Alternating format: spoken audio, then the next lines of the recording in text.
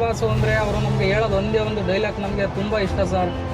ಈ ಕೈ ಕೊಟ್ಟಿದ್ದು ಇನ್ನೊಂದು ಕೈ ಗೊತ್ತಾಗಬಾರ್ದು ಅಂತಾರಲ್ಲ ಸರ್, ಎಲ್ಲ ಹೇಳ್ಕೊಂಡು ಫ್ಯಾನ್ಸ್ ಆಗ್ತಾರೆ ಸರ್. ನಾವು ಹೇಳ್ಕೊಳ್ತೇನೆ ನಮ್ಮ ಡಿ ಬಾಸ್ಗೆ ನಾವು ಮನಸ್ಸಲ್ಲೇ ನಾವು ಒಂದು ದೇವಸ್ಥಾನ ಕಟ್ಕೊಬಿಟ್ಟಿದ್ದೀವಿ ಸರ್.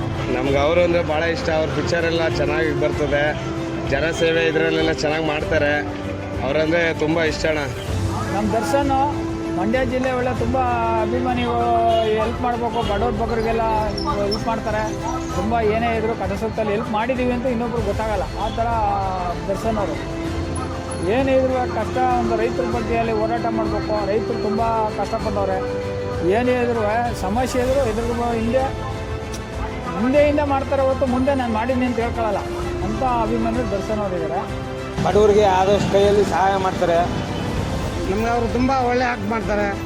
ಭಾಳ ಚೆನ್ನಾಗಿ ನಮ್ಗೆ ತುಂಬ ಆದಷ್ಟು ನಮಗೆ ಸಾರಥಿ ಪಿಕ್ಚರಲ್ಲಿ ನಮಗೆ ಭಾಳ ಖುಷಿ ಆಯಿತು ಅವ್ರದ್ದು. ಅವರು ನಮ್ಮ ದೇವರಣ್ಣ ಅವರು ಒಳ್ಳೆ ಮನಸ್ಸು, ಒಳ್ಳೆ ಗುಣ, ಅದಕ್ಕೋಸ್ಕರ ಇಷ್ಟಪಡ್ತೀವಿ. ದಾನ ಧರ್ಮ ಜಾಸ್ತಿ ಅವರು. ಅವರೇ ನಮ್ಗೆ ಇನ್ಸ್ಪಿರೇಷನ್ನು ಹೇಳಬೇಕು ಅಂದರೆ.